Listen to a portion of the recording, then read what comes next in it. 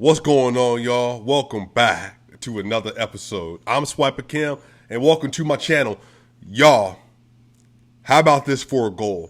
Let's get to 10,000 subscribers by the end of playoffs. Look, I know it sounds audacious, but you got to understand, we are already at almost 6,200 subscribers, and it ain't even been a full 5 months yet, y'all. We can easily do this. We can easily get this done.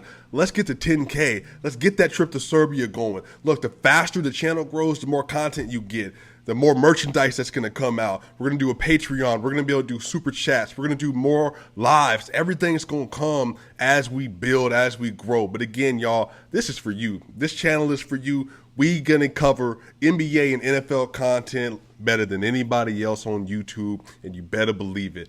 Anyway, y'all, this is a special episode. We got plenty of time before the playoffs begin this weekend. Last night, we got an opportunity to see Washington and Boston. Last night, we got an opportunity to see the first two play-in games with Charlotte and Indiana, even though that wasn't much of a game. Tonight, we got Memphis and the Spurs, and we also got Golden State and the Lakers, y'all. So this is going to be your video you can watch in between games. This is going to be your video that can carry you through until we got our next one coming out, y'all. So anyway, MVP special, all NBA special, all defensive team special, all defensive team special, first and second team. We're going to have Rookie of the Year, Most Improved Player of the Year, Sixth Man of the Year, Coach of the Year, Executive of the Year, and the Swiper Cam Award Winner of the Year for the special on-court and off-court contributions. So let's go ahead and get started, y'all. Coach of the Year. Coach of the Year. Let's start at the top. Coach of the Year. So this is my ballot. This is my top 3 ballot for Coach of the Year this year. I think first and foremost, the person that should win this award is Monty Williams. I don't know if you know anything about Monty Williams, but Monty Williams is an incredible coach. An incredible coach. Monty Williams has been around the league for decades. He was a player. He is a well-loved figure in the NBA, and he has done absolute miracle, turning around this young, very, very young, athletic, just gifted roster with the Phoenix Suns and turning them into an elite team, into a contender. Now, I know Chris Paul gets a lot of the nod for that, but again, man, they have just been a very well-run organization ever since they got James Jones as the GM in the executive office, and then now with Monty Williams. He's just done an incredible job. Remember, y'all, they went 8-0 last year. They went 8-0 last year in the bubble, and then this year they come out. They have the second-best record in the NBA. They're 51-21. That's a 71% winning percentage. Monty Williams is Coach of the Year for me. Next up on my ballot, Tom Thibodeau. Tom Thibodeau takes the New York Knicks, a organization that ain't been to the playoffs since the 2012-2013 season, I believe. And he takes them, and they go from basement to 41-31. I think Tom gets the award. I mean, the great acquisition of Derrick Rose obviously helped. Julius Randle's played out of his mind, but Tom deserves a lot of credit. And it's funny because if you look at the minutes played this year, they're going to have Julius Randle, and then they're going to have R.J. Barrett, that are the two highest played players this year. And so, again, that's Tom's system. He runs his players into the ground, but they play for him. They love him. They only speak highly of him. So Tom Thibodeau is number 2. And, third was a toss-up. So here's the 3 people I consider for the third spot. Nate McMillan, who took over for the Atlanta Hawks. I mean, they have just been exceptional ever since he took over the team. They're currently 41-31 as well. They're the 5th seed in the East right now. So, I mean, they're just playing really well. Playing very well. And then I have Quinn Snyder for the Utah Jazz. I think that speaks for itself. The Utah Jazz had the best record in the NBA. They're 52-20. They've been missing Donovan Mitchell and Mike Conley for chunks of the year, and Quinn Snyder has still done an exceptional job. Rudy Gobert, Joe Ingles, Jordan Clarkson, they've all done really well to carry that team to make sure they're continuing to go. Royce O'Neal, Baylor graduate. They're doing a lot of things. Continue to push this team forward. But, man, Quinn Snyder's done an incredible job. But I think for the third Coach of the Year spot, I'm going to have to give that to Mike Malone.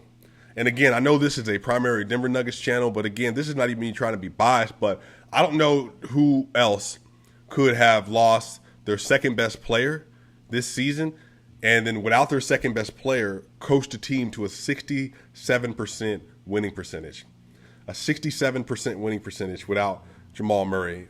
Michael Malone deserves a ton of credit. I don't think he should overtake Monty Williams for having the second best record in the league. I think that Tom deserves a nod for the turnaround for the second place on the ballot. But I think Mike Malone deserves third.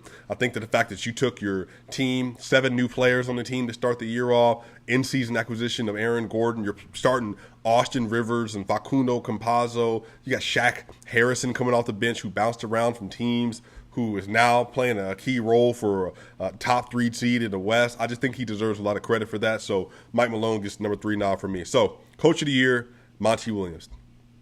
Executive of the Year, this is really quick for me. There was consideration for the Brooklyn Nets. They acquired James Harden. They acquired Kevin Durant and Kyrie Irving in the offseason, but again, I mean, they just kind of handed it to you because they didn't want to go to New York, the Knicks, but they wanted to go play in New York. And so it just kind of made sense that, that was going to work out that way. So I didn't give it to him.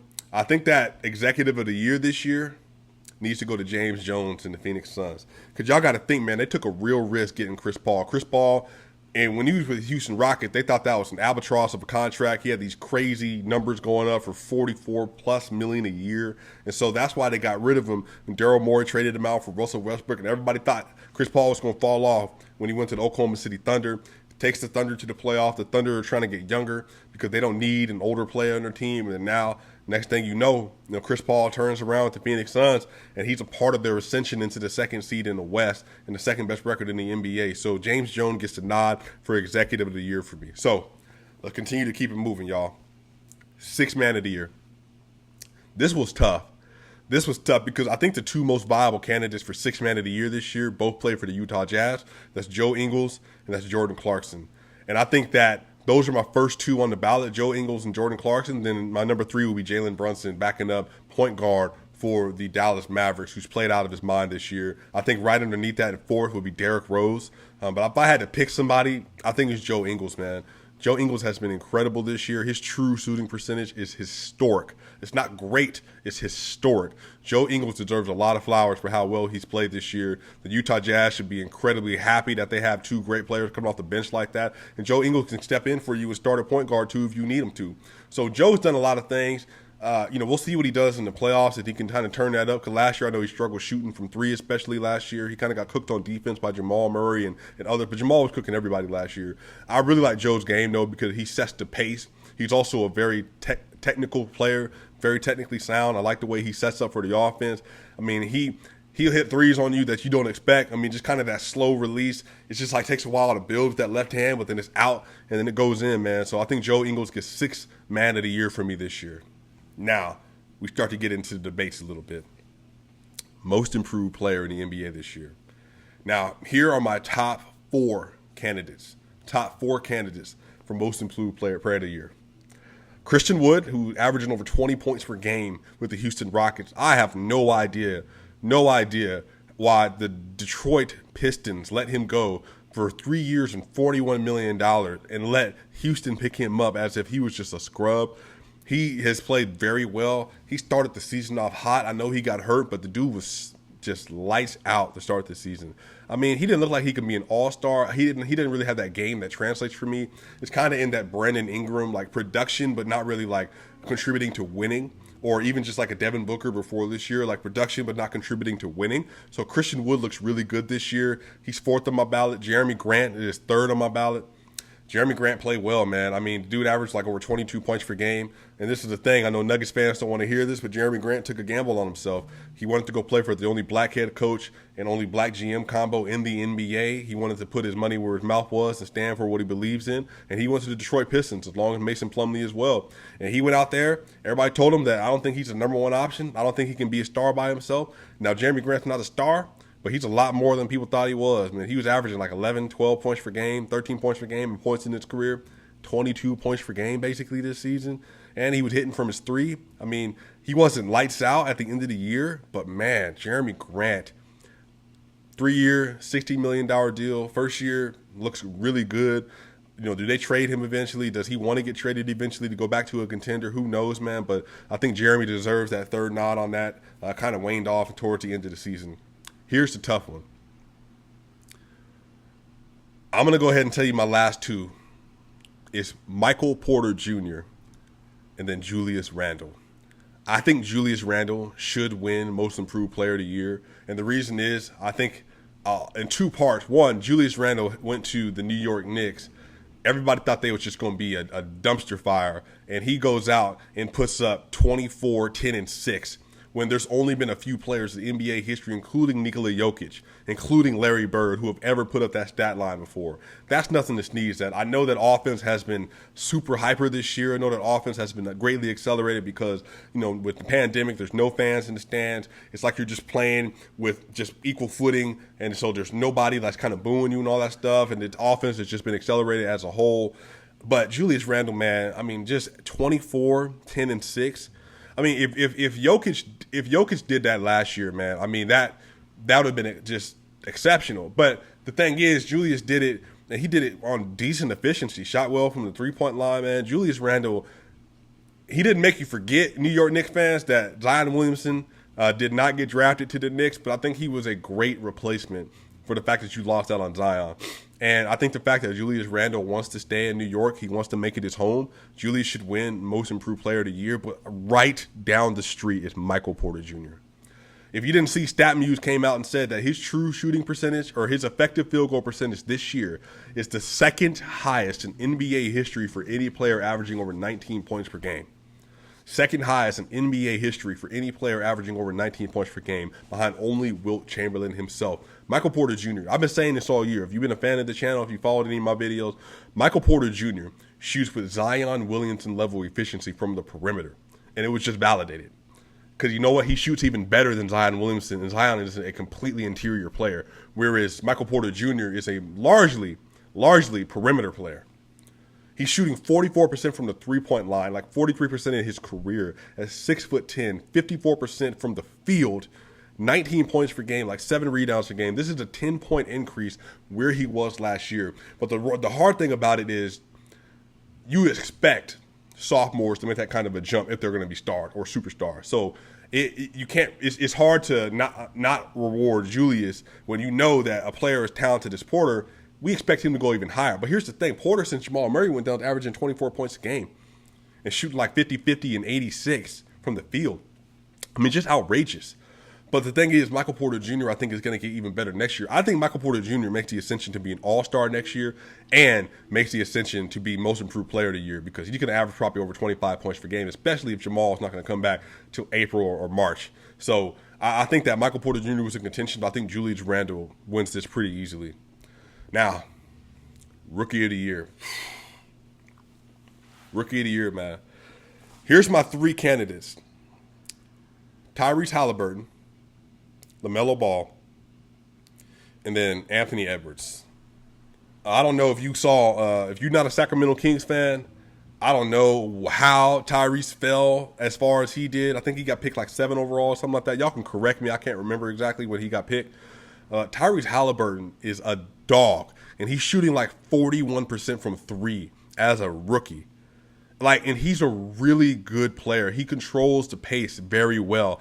Man, I think Tyrese and De'Aaron Fox, I don't know if that's going to be an elite backcourt, but it's going to be a really good backcourt. A really good backcourt. So Tyrese Halliburton was the number 3 on my ballot.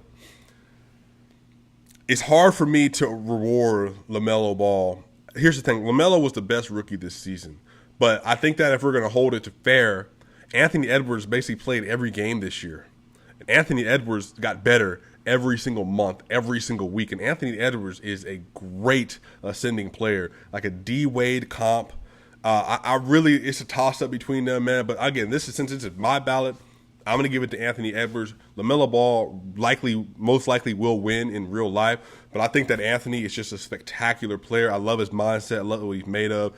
He is learning how to hit his shots. He has the build to be a great defender. He has the mindset to be an elite offensive player as well. He potentially could be a two-way star in the NBA. He's big, he's thick, and he's fast, and he's explosive, and he wants it.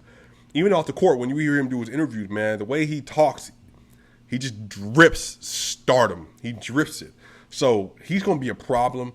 I don't know what the Minnesota Timberwolves do. I don't know if they trade Karl Anthony Towns eventually to like the Golden State Warriors for their heap of picks that they have, and see if they can get, maybe James Wiseman, get out of that scenery and go to Minnesota or something. I don't know what they're going to do. But D'Angelo Russell, Anthony Edwards, Cat. I know that Cat had the most horrific personal year ever. Lost like 7 members of his family to COVID. So I can't, can't blame them or castigate the team at all. But you would think that they would be better with the talent they have, but they weren't. So I don't know what that's going to look like. But Anthony Edwards deserves it. LaMelo Ball has been excellent this year. He wasn't starting to start the year, but he starting as the year went on, and it just was like, bro, yeah. I mean, he was averaging like 21, 5, and 5 for the next 20 games or something like that. I mean, just ridiculous. Like he controls the pace so well. He looks like his brother, plays like his brother, but he's a better playmaker as a shooter. Like he's more of a threat, even though, no disrespect, Lonzo Ball shot really well from 3 this year. But LaMelo just has like an it factor about him, and he really made Toronto, again, not a great playoff team, not even a good playoff team, but he got him in the playoffs. And so we'll see what he does in the playoffs, but that's hard to say. Michael Jordan has whiffed on a lot of picks, but he did not whiff on LaMelo Ball. So if you have LaMelo number 1, I can get with that out of the way. But I think based on the improvement, based on everything else, I think I would like to give it to Anthony Edwards. So that's that.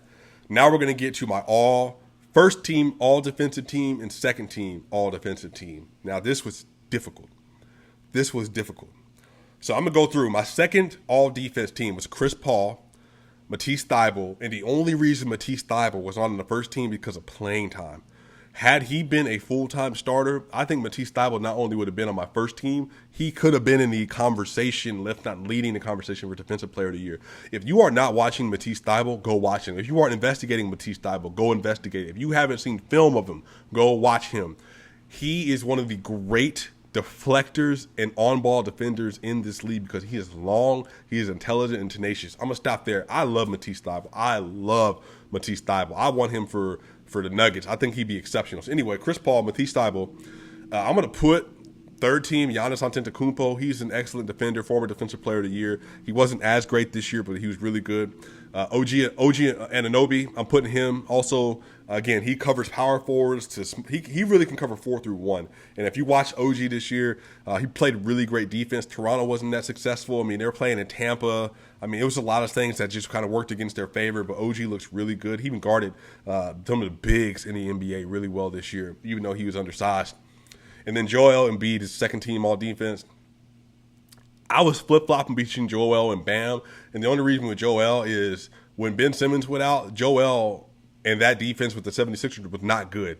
I mean, they were not good. They were in the back half of defensive efficiency when Ben Simmons was not there. And that's just goes to show you the importance of having perimeter on-ball defenders in the NBA. Because if you don't, even if you have a big, and Joel Embiid is not a great shot blocker, it's just he's a big athletic body.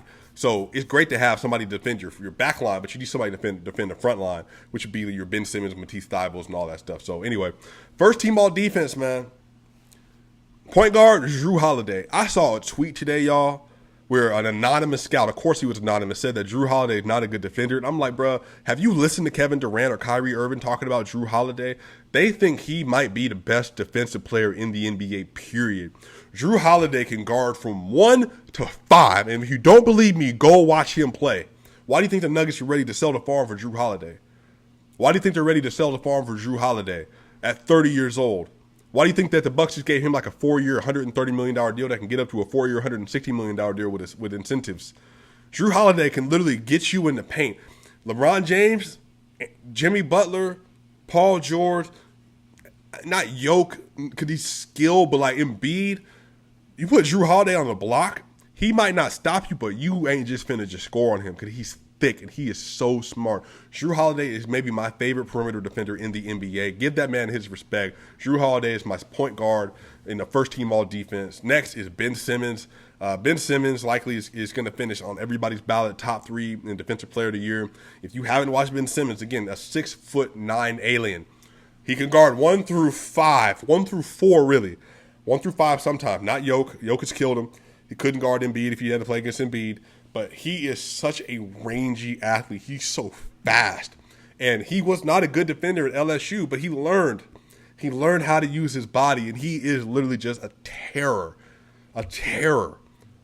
Like he's great as a roamer. He's great as an on-ball defender. He's kind of slight sometimes, but again, man, you're not going to find too many people that's just going to get by Ben Simmons. I mean, again, you're talking about elite of elite. So he's a great matchup for somebody like Jason Tatum and all that stuff because of the way their body length is and everything. So Ben Simmons is next. Jimmy Butler is right there for me, first team All NBA, a small forward.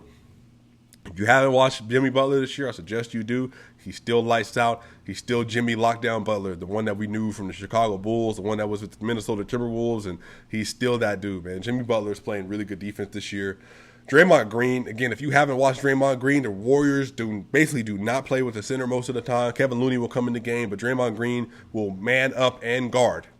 Man up and guard Nikola Jokic and Joel Embiid, and he'll teach you how to do it. He is an excellent defender still. On-ball defender, post defender. He's just smart, man. He's just tenacious. He just knows the game so well.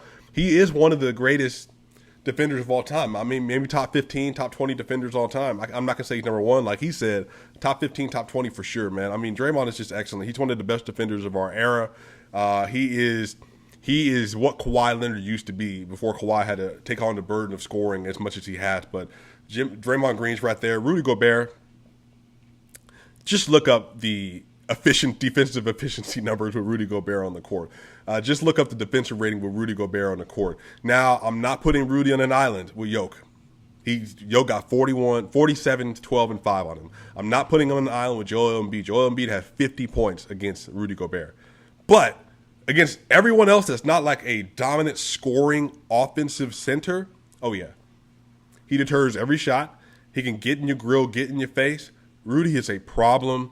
He makes everything go, and honestly, he's probably the most valuable player to the Utah Jazz. I know Donovan Mitchell is the scorer. He's the shooting guard or the point guard really in some rotations when Mike Conley's not in. But Rudy Gobert, man, he really makes that team go. And the reason they're so successful without Donovan is because of Rudy.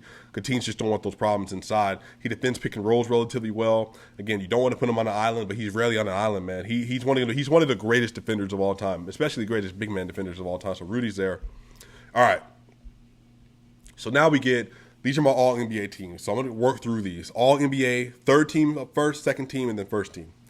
All NBA third team.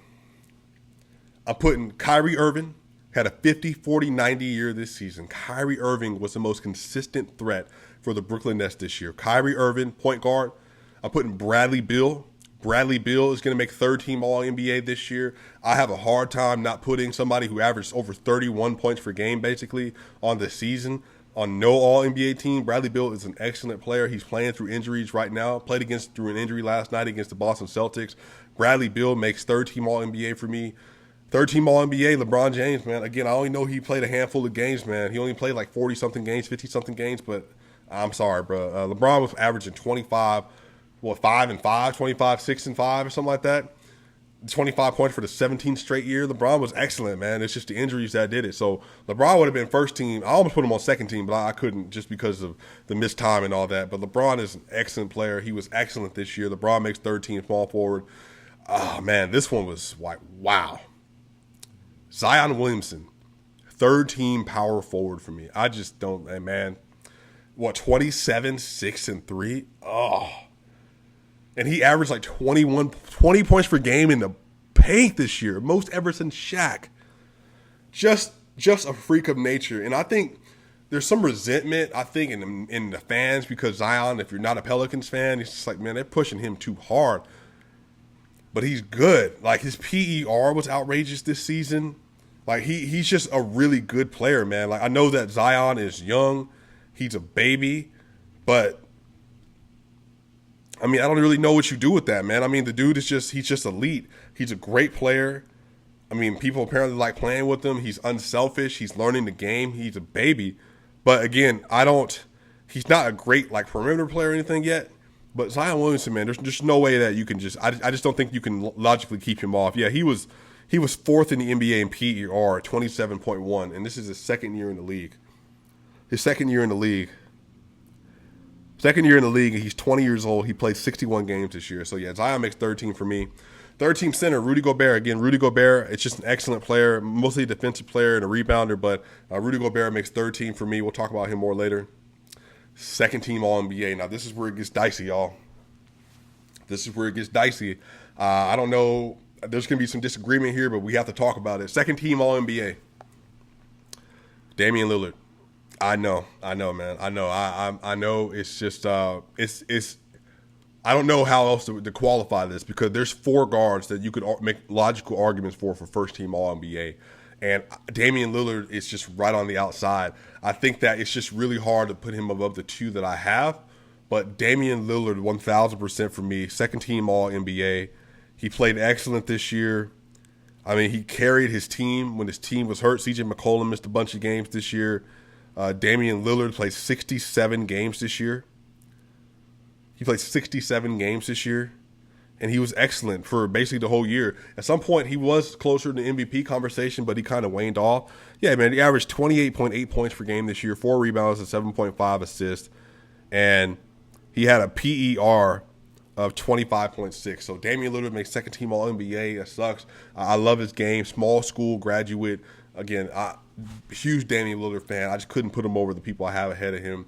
Second team All-NBA, I'm going to give to Chris Paul. I don't think Chris Paul really belongs in any MVP conversation, not at least in the top 5. But Chris Paul is a part of the change agent that has made the Phoenix Suns what they are. So Chris Paul makes second team All-NBA for me.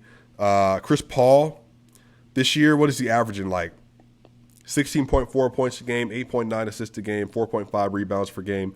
And Chris Paul has a PER of 21.4. He makes everything work together. He makes everything work together for them. He's played very well this year. Chris Paul has an assist percentage of 41, so he's one of the best distributors in the game. Chris Paul makes second team All-NBA for me. Third team, Giannis Antetokounmpo. Second team small forward, Giannis Antetokounmpo.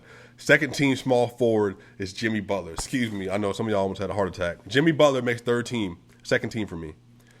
Jimmy Butler makes second team All-NBA for me. And Jimmy Butler this year is just played maybe the best basketball he's ever played in his career. I mean, Jimmy Butler's been excellent. He's averaging like 21, 5, and 5 on the year. Again, y'all got to remember this team was hurt. This team was good and hurt for a good bit, man. And then Jimmy Butler carried them. And again, I know they got Bam on the team and all that stuff, but I mean, Jimmy's just really played really lights out this year. One of the best defenders in the league, been an efficient scorer this year and stuff as well. So Jimmy Butler makes second team for me. Julius Randle, second team power forward. I don't know how you keep Julius out. I don't know how you keep Julius Randle out of this, man. Julius Randle, again, 24, 10, and 6, basically. So, you know, what's the argument against Julius Randle? I think that he has to make second team All-NBA this year. He's been excellent. He's done everything that they've asked and more. He's done everything they asked him more. Yeah, 24, 10, and 6, man. So, argue with the wall. Argue with the wall. Julius Randle, man, he only has a PR 19.7, but again, that's not really a catch-all metric all the time. Again, he's not the most effective player with those numbers, but he has just played really great this year. Second team All-NBA. Second team All-NBA center, Joel Embiid. I know this is not a favorite. I know 76ers fans do not want to hear this. I know this is it's not an indictment of his play, and it's not fair to him. He averaged 28.5 points per game, 10.6 rebounds per game, 2.8 assists a game. His PER was second in the NBA with 30.3, true shooting of .636. He was an absolute monster this year. But because of the stupid formula that the NBA has, I would have put him first team All-NBA. But because of how they historically have done it, you only have one center making each All-NBA team, even though they moved Anthony Davis, who was not a center last year, to center to kick Jokic out of first team All-NBA. Man, Joel Embiid, man, again, I can't say enough about him. I mean, 76ers fan, I hope that, you hear the level of respect I have for him. I think he's been the second most dominant player all season. I think he was lights out. It's just, injuries, is resting. He missed a couple games because of the back when he got shoved by LeBron. Then the knee ailment that he had, and then resting because of COVID, and the end of the year resting. I mean, he missed 21 games this year. So, yeah, it's hard to move him any further than that. He missed 21 games this year, but he was excellent. For the games he played, the 51 games he played, he was dominant in almost every single one of them. So Joel Embiid gets all the respect from me. So that's my second team All-NBA. Now we move to first team All-NBA. First team All-NBA, Stephen Wardell Curry. First team All-NBA point guard. 32 points per game, 5.5 rebounds per game, 5.8 assists per game, PER of 26.3.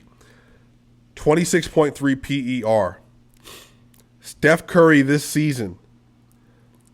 Look at these crazy numbers. 92% from the free throw line. 92%. He was 57% on twos this year, 42% on threes this year. I mean, he was 48% from the field as a whole, 34 minutes a game. And Steph Curry, man, he played 63 games this year. Steph Curry this probably was the best he's ever played. I still think that period, that second half of the year, that 2015-16 season when he hit 402 threes was still better. But this is right there. If that's 1A, this is 1B. Steph Curry deserves all the flowers this year. Again, he dragged that team to the 8th seed. As many people have said, they would not be in the 8th seed without Steph Curry. They would definitely not be in the play-in without Steph Curry. So I think he deserves first team All-NBA point guard. Second on the list for my guard spot, Luka Doncic. We are looking at a future all-time great player, should he stay healthy. Luka Doncic averaging 27.7 points per game this year, 8 rebounds, and 8.6 assists. On his career, I know this doesn't matter, but this is crazy. On his career, he's averaging 25.7 points per game, 8.4 rebounds a game, and 7.7 assists per game through 3 years. I mean, just unbelievable. Luka Doncic had a PER of 25.3. He had an assist percentage of 44.1. His usage rate is outrageous, obviously. And so his usage rate is extremely high, but that's because they run everything through him. He turns the ball over some, but all players that have the ball that much turn the ball over. So Luka Doncic, man, is special. He had a 36% usage rate this year. I mean, what can you say about Luka? He took the Dallas Mavericks with an off-on injured Kristaps Porzingis, Tim Hardaway as his co-runner. Josh Richardson as his number 2. I mean, as a shooting guard, power forward, Finney Smith Jr.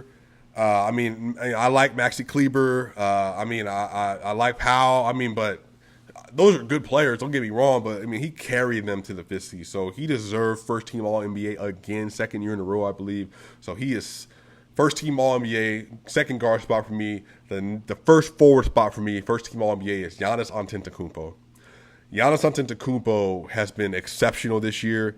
He had a PER of 29, a PER of 29.2. He averaged 28.1 points per game this year, 11 rebounds a game this year, 5.9 assists a game this year.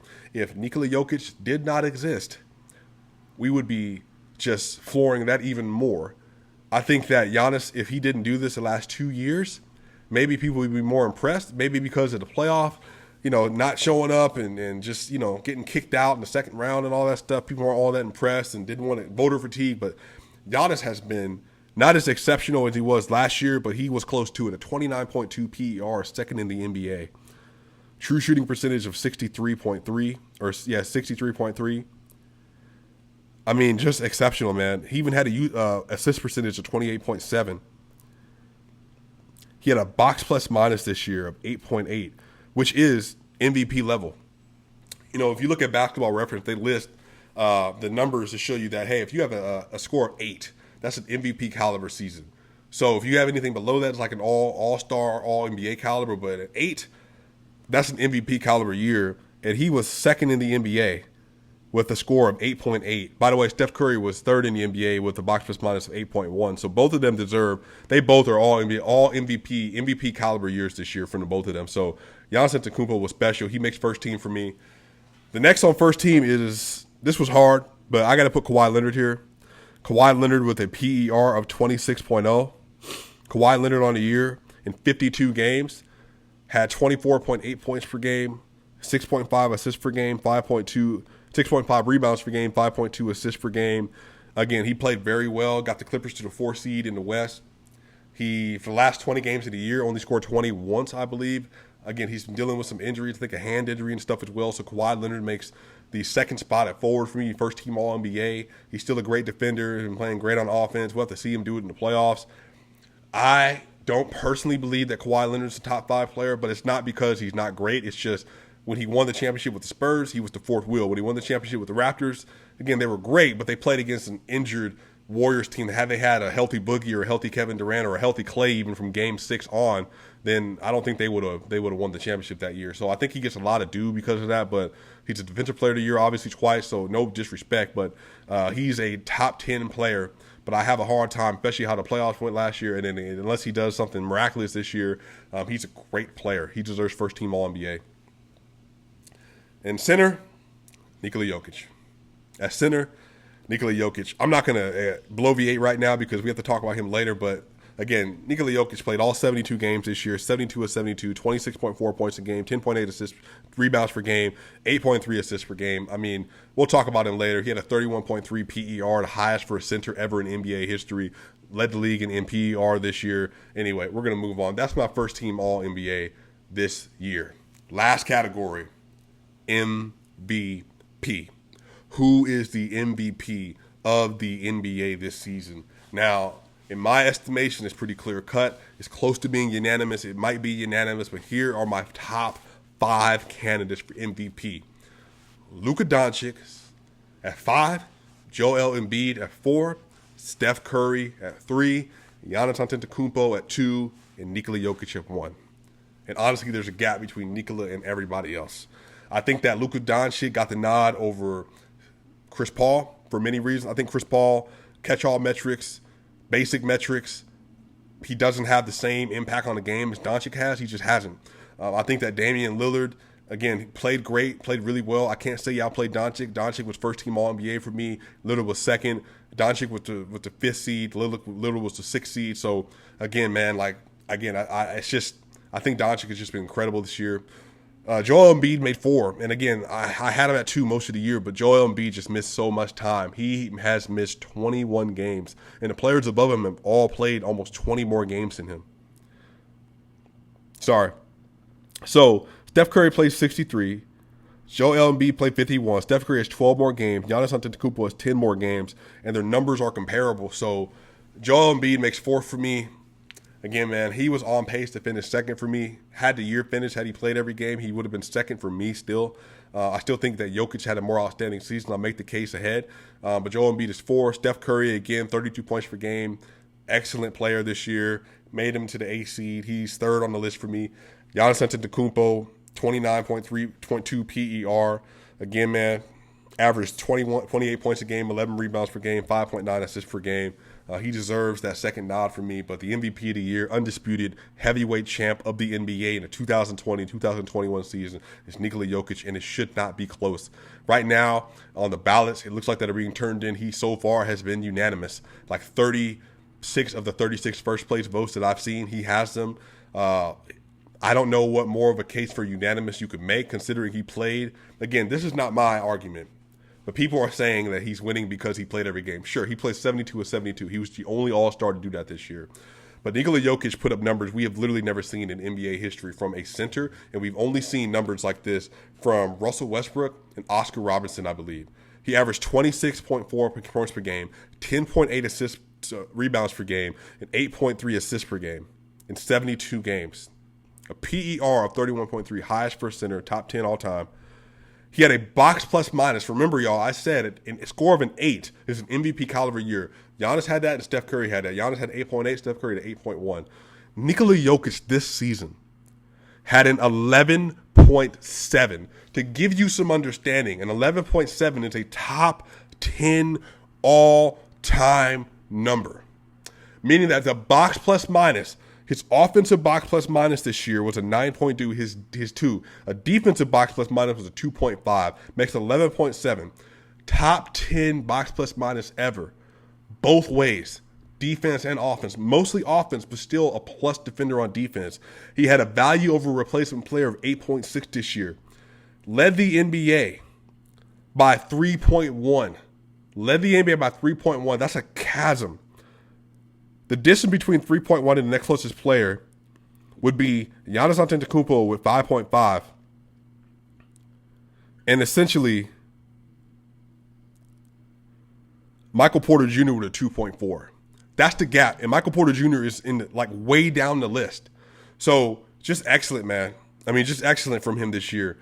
Again, win share percentage, one of the only players, 11, 12 players ever with a win share of 30% or higher. Win shares per 48, he had a .301. One of the only .30s ever.